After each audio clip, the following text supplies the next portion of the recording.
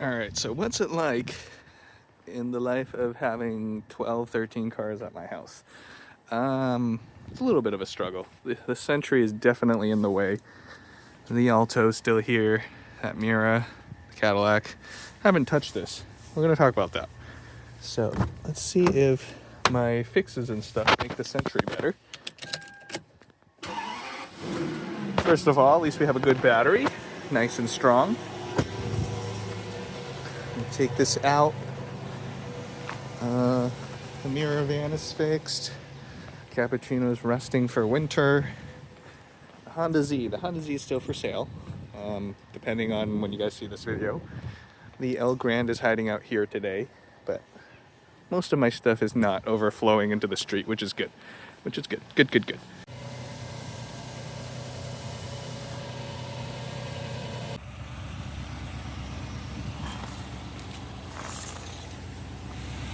All right, let's move this out of the way. So, this is what we're talking about here. The Escalade has served us well. We've had this about 3 years now. We've used it. It's a good car for being a car. Carried all our family for road trips and whatnot. And it's relatively feature packed. I've complained about this when I first got this thing, but do I still have the same complaints? Yes, I still have the same complaints. If anything, some of the things are worse now. So the best thing that this car has is there's tons of space back here. No other vehicle that I know of with a good amount of third row legroom has this much space back there. Huge. Well, I mean, if you talk about its twins, like the Suburban and the Yukon XL or whatever, yeah, they exist, but they're the same car. Complaints still are that the seats are uncomfortable. They're lackluster in the front. At least you get heated and cooled seats with the massage function for your back. Lackluster in the second row, worse than the first row because the cushions are a little bit different. You only get heated seats. Nothing is really adjustable, and you can recline it about this much, which is meh. And then the third row, the cushions get even thinner, and that is stiff. Headrest not adjustable, and there's no recline, nothing. There's no adjustable headrest on this either. I mean, you do get one armrest. Coming into the front here. Oh, I ruined the splash screen. All right, whatever. So, coming into the front here, you do get some cool goodies like the fuel level low. I just need to get some gas. You get like the AR camera, you get night vision. I can't night vision right now because it's daytime. It has hotspots, so that van was recently driving around. But look, there's 2 yellow boxes showing that there are 2 pedestrians over there. You can see them over there. This is a pretty well lit street, so it's not as difficult to see all these people there on the screen again. You can see them all hanging out. There's a map. It's a little bit slow. It's just starting up.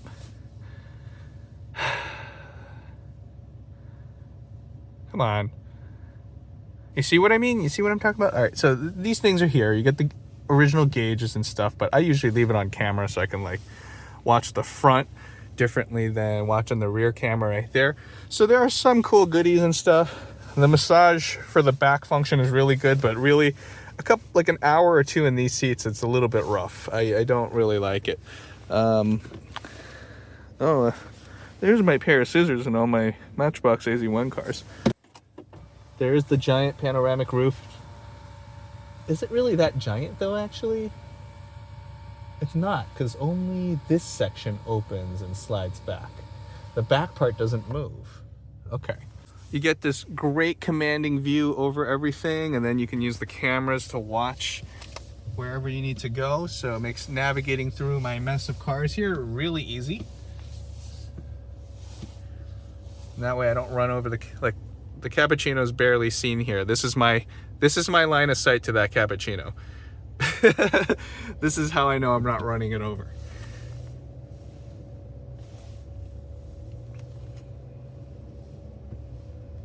I really like the adjustable suspension. You can go normal, low. The Century has something like this, so that I'm excited. I'm parked pretty close to the curb here, so you can pretty much, I'm a little bit off on the Escalade, but you can see how much wider the Escalade is. So there's a lot more room in there. However, oh no, the Elgrand's, oh, this is open. Okay. Breaking into my own van here. Alright, so anyways, for creature comforts, I mean, yeah, we don't get massage seats or whatever fancy stuff in here. There's no heated seats. I want to like look into doing that, but seat comfort is beyond what the Escalade can offer. This seat is just as good as the front row seat, and the front row seat, the second row, the third row seat is more comfortable than the Escalade's front row seat. Yes, no massage. That is a really nice function I really like, but overall the seat is more comfortable, so my legs don't get like numb and tired when I get out. So I guess that's still a plus, and I don't really need the back massage. However, these seats are pretty far forward right now. This is almost as far forward as they go, and the space back here is fairly lackluster. Yes, you can stack them straight up or whatever. I'm still mounting the backup like camera view for the what do you call it? Can't talk right now. The rear view mirror. So the curtains can close. This is cool. Curtains can close. There's already like glass tinted mirror windows. No. This is a 98. That is a 2021. And comfort in here is better. Look, even the door seat gets 2 armrests. The seats can recline as far as you want. The headrest can go up and down. The rear seats can slide and recline as far as you want. The rear seats get an armrest. Come on, guys. Almost forgot. Dual sunroof. This sunroof is bigger than that one's sunroof, and the whole thing moves. I mean, yeah, the front one doesn't, but the front one pops open. So, dual sunroofs.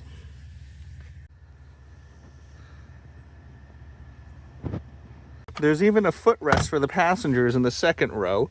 I'm figuring out an entertainment system here. I've determined that tablets are better than what's on like the built-in vehicle thing. It is nice to have everything project through the speakers, but tablets are superior to what was on the car. We'll take a look at them like this. It's enormous, right? Look at that. And then there's the Century.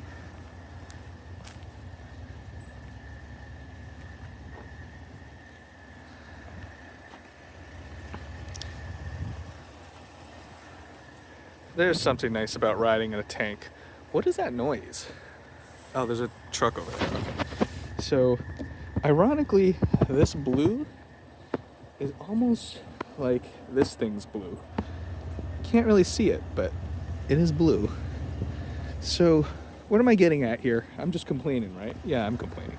I haven't even learned about all the cool stuff in this thing. What we are doing here today is we're going to CarMax. All these modern cameras and gadgets, yeah, this is nice. Definitely will be missed. But we're gonna go to CarMax and figure out how much they'll give me for this thing. This is a 2021 Cadillac Escalade ESV Platinum. So I special ordered this back in 2021 in October. I've had this for a little bit more than 3 years now, and the thing has been like a love-hate relationship here. I've owned a lot of cars in my life already, and every car I've kind of really liked. I mean, I love the luxurious features that are actually good in this car. They are very nice. I don't want to give some of these things up, especially like ventilated seats, AC seats or whatever. Those are great. That's a really great feature to have, especially in the summer. But this car is not something that I've ever really liked. I've never hated it enough that I had to get rid of it. But there's really no need for this vehicle anymore because the Elgrand showed up, and I got myself a Century too.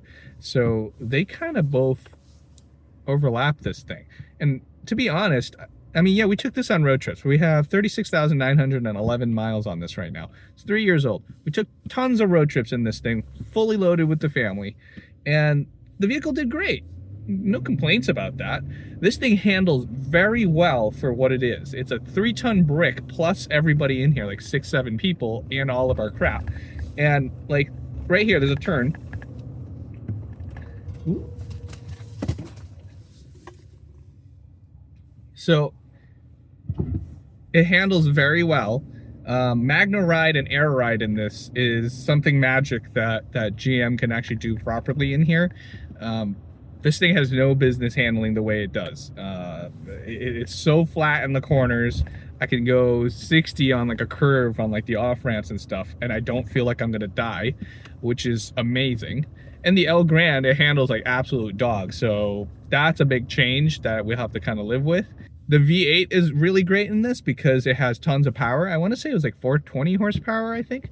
420 horsepower. I mean, we're still in a 3-ton brick, but it drives really good. It has enough power to go whenever I need it to go, and it just pulls. Reliability is a little bit questionable. Personally, mine has never broken down on me and left me stranded. I do have an oil consumption problem. I can lose up to 2 quarts every about 5,000 miles. There are 8 quarts in there, so I guess it's not that big of a deal, but it's a little questionable that it started doing that at about like 10,000 miles. That's when I noticed it. So it's okay. Other people complain about like failed lifters and then like rod bearings, and I don't know what else they complain about, just the engine just dying in general. I've never had that. Knock on wood. Is this wood? Doesn't matter. Car's going to CarMax. So with all these cars I've been buying from Japan, I haven't really been using this car. We even took like a road trip or 2 in the Elgrand already, and this has just been sitting in the back of my driveway, just where you normally see it in any of my videos that you might see it. It's just chilling next to the tow truck. I want to say in the last 2 months, we probably drove this, maybe like 50 miles. So it really doesn't make sense for me to keep it anymore. I finally made the decision when the Century showed up. I'm like, yeah, this is it. Resale values on cars, you know, you don't buy a car for an investment, like especially a new car, right? And something that's not like a special edition something. This isn't the V Escalade because this was before that thing's time. The V came out in 2023. This is a 2021. So I don't have that. All I have going for this was a high option thing. I only have 2 options I don't have. The refrigerated console under here and the power folding steps, which I kind of regret not getting the power folding steps, but doesn't matter anymore. I bought this at the peak of car pricing madness. This was when everybody was paying like tons and tons of money over MSRP. I remember being able to like, once I bought this, I was able to like even flip it for like a $10,000 something profit if I wanted to, and that's after sales tax and whatever. I didn't want to because I actually needed this vehicle at the time. Like we were gonna go places and we needed a car that can hold 6-7 people. And there's no reason for me to sell it. I didn't need the money. You guys remember all those dealers marking up stuff like $5,000, $10,000, $20,000 just to buy a new car and like gouging everybody? Yeah, I heard dealers are still kind of doing that on some cars nowadays, even though it's not that crazy anymore, but the whole shortage thing was crazy. So I got the privilege to pay MSRP for this, which was crazy too. I've never bought a car this expensive, and I've never paid MSRP for stuff. Everything was always like discounted in some way or form. So $114,000 later, plus tax and all this other crap, I was a proud owner of a 2021 Cadillac Escalade after a few month wait because I ordered it. Yeah. I wonder how much this is gonna hurt now. So I'm gonna go to CarMax and they're gonna tell me. I already have an idea of what I'm gonna get. I'm looking to get like $65,000 to $69,000 for this, which is almost half. Only for 3 years, so that's a pretty steep hit of depreciation here. And plus with the inflated prices coming down, I'm happy I didn't pay over MSRP. Like the people that paid over MSRP for stuff back then and then like try to sell it, like the depreciation is massive. It's already massive, but it's even more massive. So hopefully I don't get dinged too hard. I'm looking to get at least 65 to 69. Wish me luck. There's one good thing about GM's incompetence here.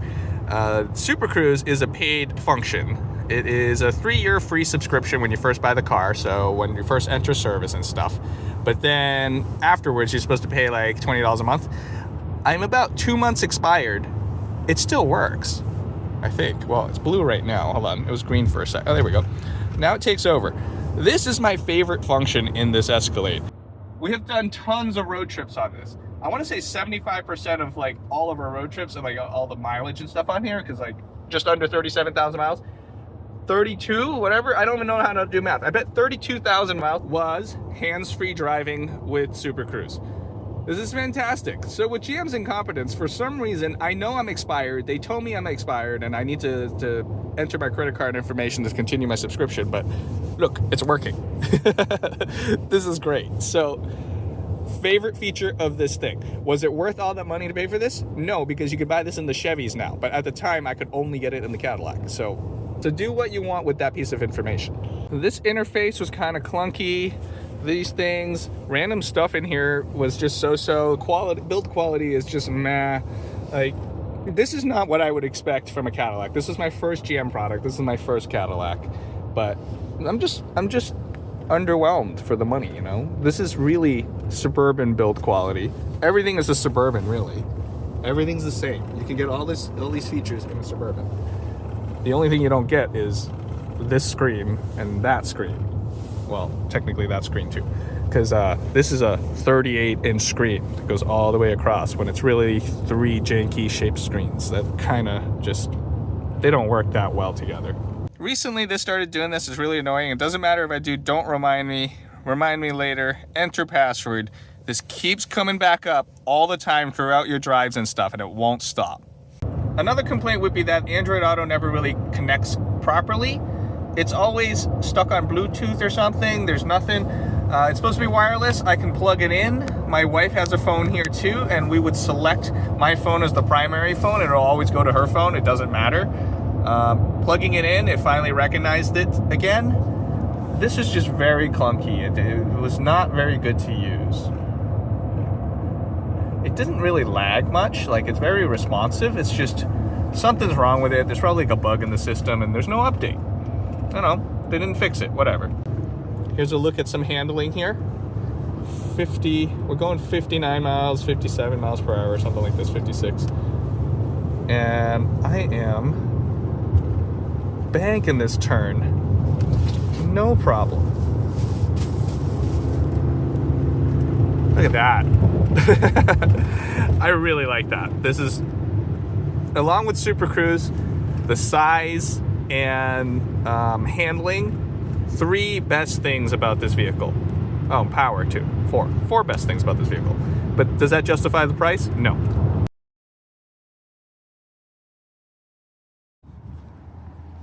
Just taking a quick gander out here because I don't know, I got nothing better to do. Ooh, a Lyric. I don't know, I can't go electric. Not now, maybe one day. We used to have one of these, a Lincoln Nautilus. We had the black label one. This is the refresh model. Let's see. Oh, it's locked. How much? 33,000 something. That's not bad. But it is locked though. I can't peek inside. All right, whatever. What is this weird thing? Oh, it's one of those weird new electric stuff. Anything interesting? Let's find out. Found a similar generation Tahoe. This one has the bench seat. Which one is sit? This is as comfortable as the Escalade. See how you just don't get the front big screen stuff? You get the same basic seat adjustments. Nothing different here really. That looks the same. Telling you guys, man, Escalade's the same as a Tahoe and Suburban. Comfort is the same. Build quality is likely the same too. Like, this is the same thing. It just has a different face on it. Moving on. Alright.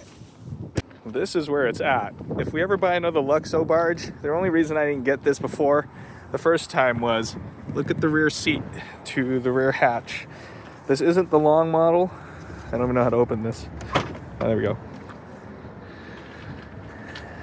Tiny. There's no space back here behind the 3rd row. But if I ever get a Luxo barge like this again, the Navigator is where I'm going. Power folding steps are standard on all models. This is the fancy 30-way adjustable seat. It's super comfortable. Decent screen stuff. The wood is nicer.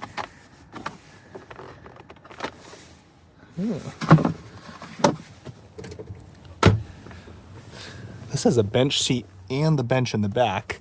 Look, the seats are already all more contoured and stuff. This was available with massage seats and stuff on the newer models in the second row and ventilated seats. So, come on, Cadillac. Super fancy stuff here. Let's try this. How does this work? So you just do that. And see, I don't know how this works. It's not my car. But I'm going to sit in the third row there. Is this? Oh, yeah. Okay. So I'm in the third row. These seats are firm, but they're already a little bit more comfortable and supportive. But look, the rear seat can recline. We're not talking about much, but it's nice. It's nice to be able to kind of lie down so you're not sitting upright. I don't have much headroom back here though, but I'm not likely to sit in the back like this. How much contour the seats have. They're actually real indentations and stuff to hold you in. I am interested in a Rivian. They always looked interesting. I've never been in one, so I just want to see.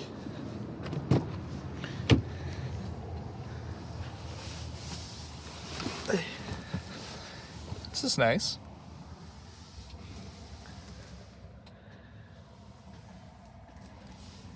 Oh yeah, it's a nice glass roof. It's one of those roofs without the cover because it's heavily tinted. Pretty small rear trunk. Ooh, the doors are really light. Ooh, can I see the hole? I don't know how that works. All right, let's go in here.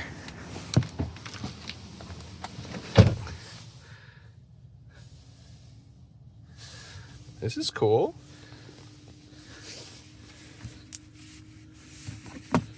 What the heck is this?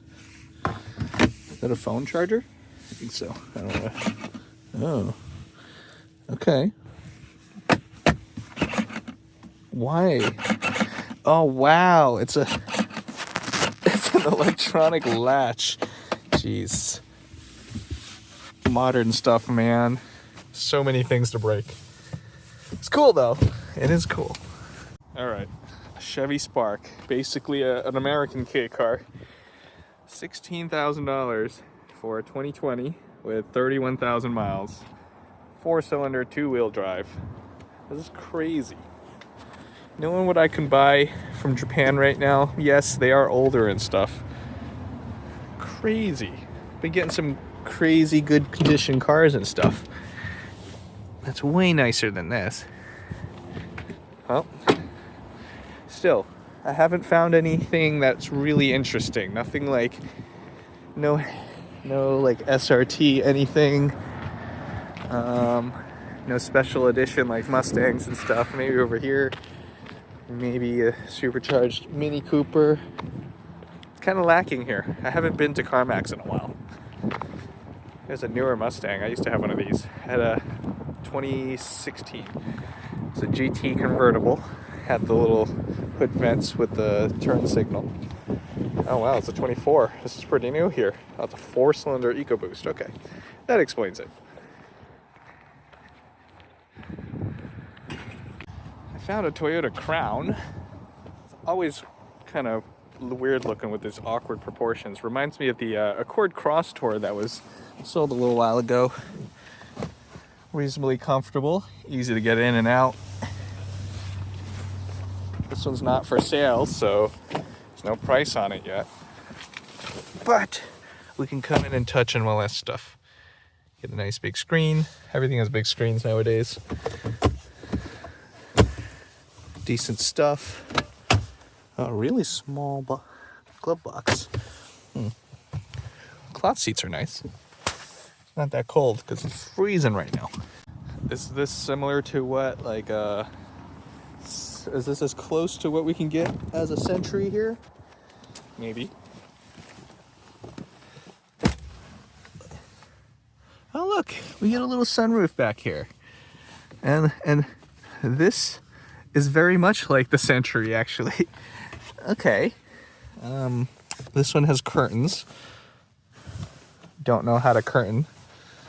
Little curtains with triangles all around. I bet those are power curtains because I can't mess with them. That's cool. That is cool. See, this is what it looks like without the curtains. So they thought about that. The rear curtains there. Wow, this window's tiny. What is this? Is this the control stack? Is this Century? Nope, cup holders. Oh, okay, okay.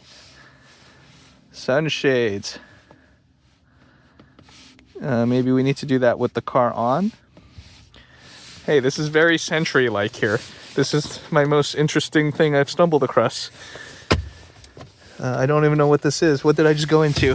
This is a Lexus, 2018 Lexus LS500. It's $42,998. It's comfortable in here. It's got a cool, funky design. What is going on up there with those knobs? Okay. So that looks like a suspension knob.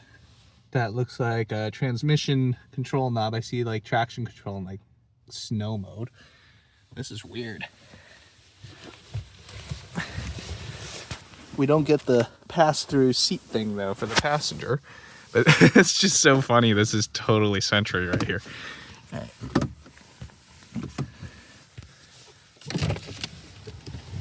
Oh.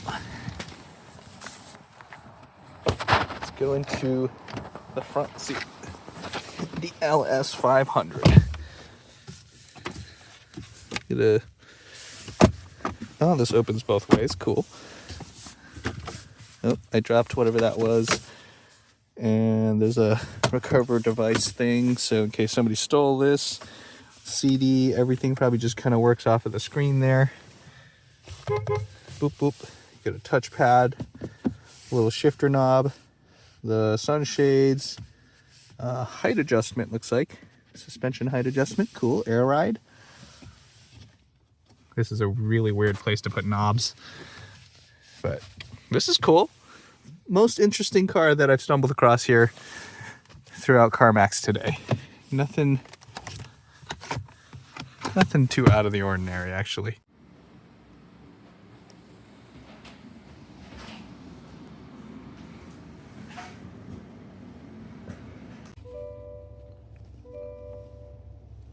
All right, here we go. We are at the Cadillac dealership just down the road from CarMax. It is absolute chaos here. They are getting everything redone. This is where I actually bought my car from. I asked them to give me an offer to buy this, just the way it is, and they offered me $60,200, a bit low. I also did driveway.com. Driveway.com offered me $63,000, and then the reveal of CarMax. Everything's good, blah, blah, blah. $64,000. I mean, this is close to my $65,000. I probably kind of just should take this, right? Alrighty, let's summarize most of the faults that I have with this car that causes me to not really like this. So Android Auto functions on this 38-inch screen where it's 3 multiple screens, but because of this weird slope thing, Android Auto can't use this. So you get this tiny little Android Auto screen. And I mean, is it a big deal? Maybe, I don't know. It's kind of annoying. So if you go back to the regular navigation, it is capable of using this whole like slopey screen. However, there's also a massive bezel here. So this is not that big. It's big, but it's not as big as like a regular rectangular screen. Same with this stuff, tons of bezel space, and this stuff right here, whatever. Next would be the all-knowing car stuff, where it decides for me when it wants to turn down the system. Okay, I get it. Maybe people don't like it hot and it's tuning it down for people, but like there should be an option, a setting in the whole system to make this not do that. And unfortunately, there's nothing you can configure in here. There's tons of stuff you can configure, but there's nothing you can configure that changes that type of stuff. The massage seats are the same. You can control it with the seat button. It takes forever to load. And whenever you do that, you lose your navigation screen. Whatever you're working on here is gone.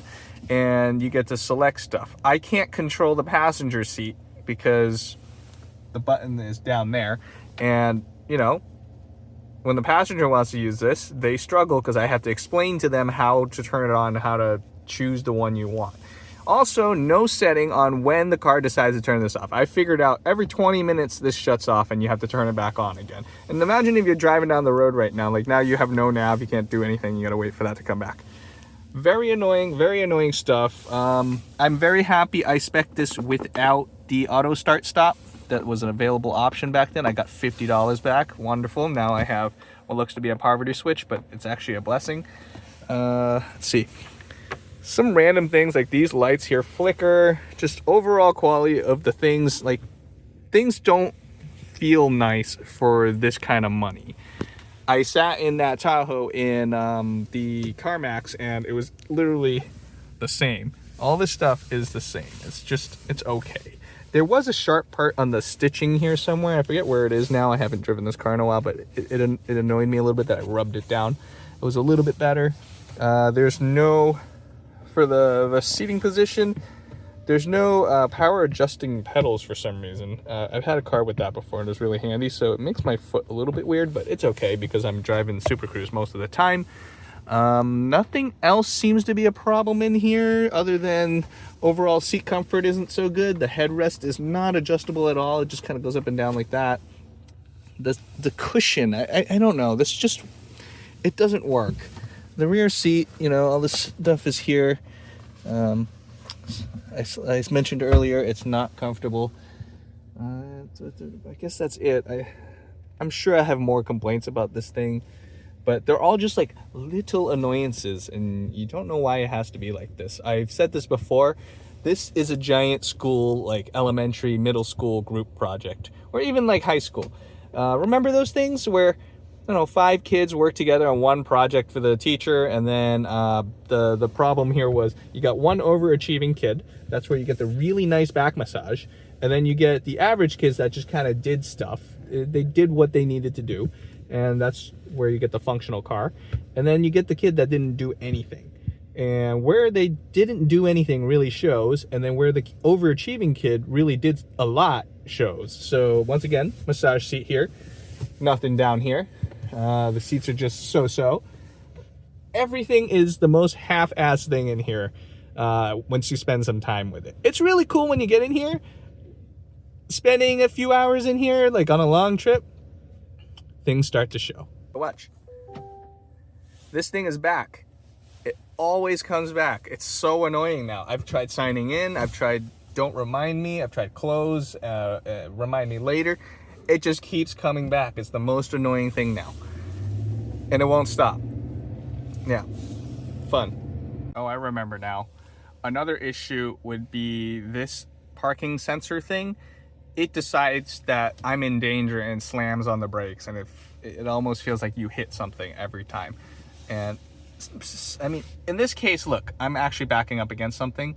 But sometimes I'm doing this, I'm nowhere close to hitting anything, but yes, there is a car in my corner or something, a kaboom, brakes, massive brakes. So it's a hazard. I don't know what to do about it. There's nothing you can really do about that. It's just a feature of this car, and I'm messing up the parallel parking job.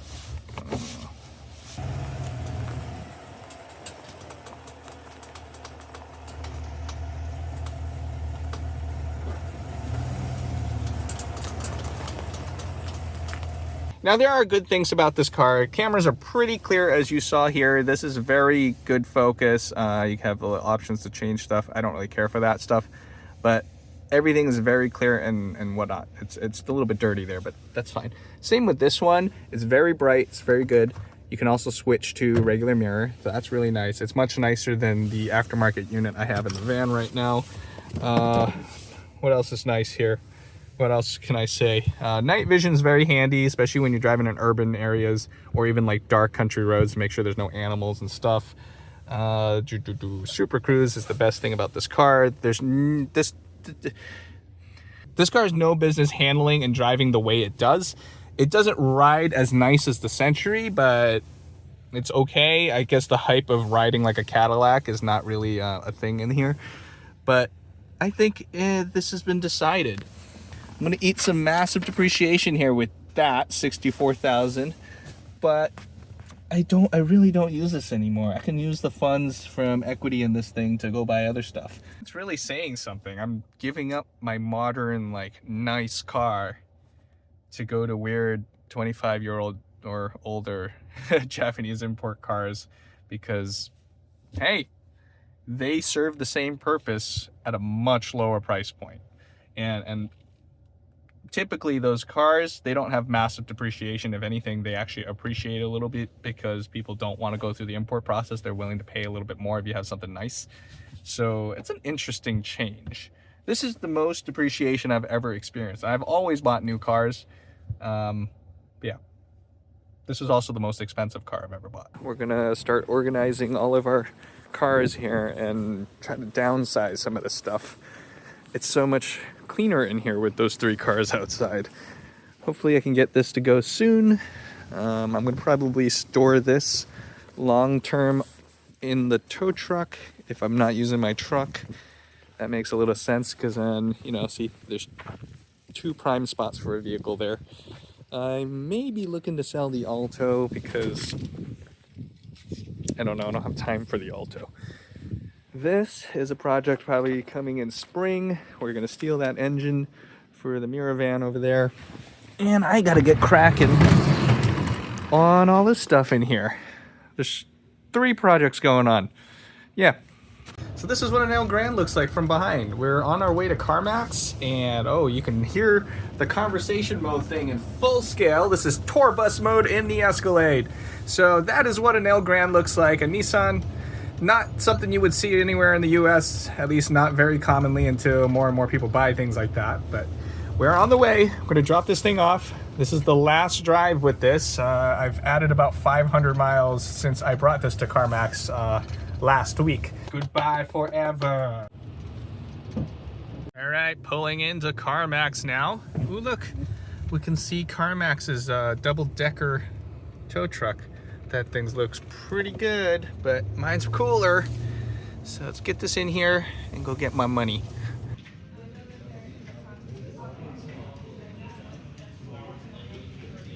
So I was actually unable to sell the car to CarMax. I had an issue where my registration is in Vermont. What the selling person, the office with it, they go over the payoff stuff. They told me they couldn't verify the Vermont title because they don't have a location in Vermont, and therefore they couldn't buy my car. It didn't really make any sense. So, I mean, it didn't really matter at this point because they can't buy the car. What am I going to do, argue? So I left. I ended up accepting the driveway.com offer. This is what it's like to sell a car to driveway.com. You tell them what you have, they make an offer on it. It's just like Carvana or whatever. This is my first time using it. If you accept the offer, they then have somebody call you almost immediately. And then from there, they give you like a link, and then they explain the whole process and stuff. And they give you this link where they use like this weird AI camera system where you go to this browser, you use your phone, and you try to take photos of the car. I had so many issues with that because my car is dark blue. And it was snowing that day, so I don't know. It was not easy, and it was also around like Christmas. I started this process from December 20th. On January 13th, today, they are finally picking the car up. So that's a pretty long process, and the car just ended up sitting here for a while because after you sign certain the papers, they request that you don't operate the car. Makes sense in case something ever happened to it. You know, you don't want to be responsible or whatever. Today, the tow truck driver just out of the blue text messaged me and say, hey, they're coming. They're so-and-so from where, whatever, and then they come pick up the car, and they'll be here around what time. So here I am just doing another once-over to make sure I have everything, and then it's going to be ready to go. I got to take a photo of them loading it up, and then I got to submit it to driveway.com, and then they're going to submit payment to my bank account. And now I finally get to wave goodbye to my first and likely last GM product. Goodbye forever. Subscribe for car content. I got plenty of stuff going on. Got things to show you guys. BE1, maybe not the Honda Z anymore. Suzuki Cappuccino, Nissan Elgrand, Toyota Dyna Hino Ranger double-decker tow truck, blanking on the name, Daihatsu Mira walkthrough van with the Foley school bus doors. This is the donor car for that, so don't worry about that. And maybe not, we're not going to see that anymore, maybe. But I got some stuff going on in there too. Yeah, so subscribe. I'll see you guys next time. This is a cool trailer. Is it gonna fit? Might just droop right over the side, I guess, over the back a little bit. Slow down. Let me see both sides. You can come over this way a little bit. Come to your right, like half an inch. All right, you're good. Go straight.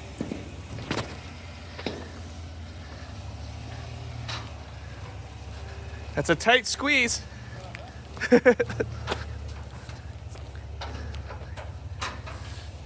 So that's it. Tune in, subscribe. I'll see you guys next time.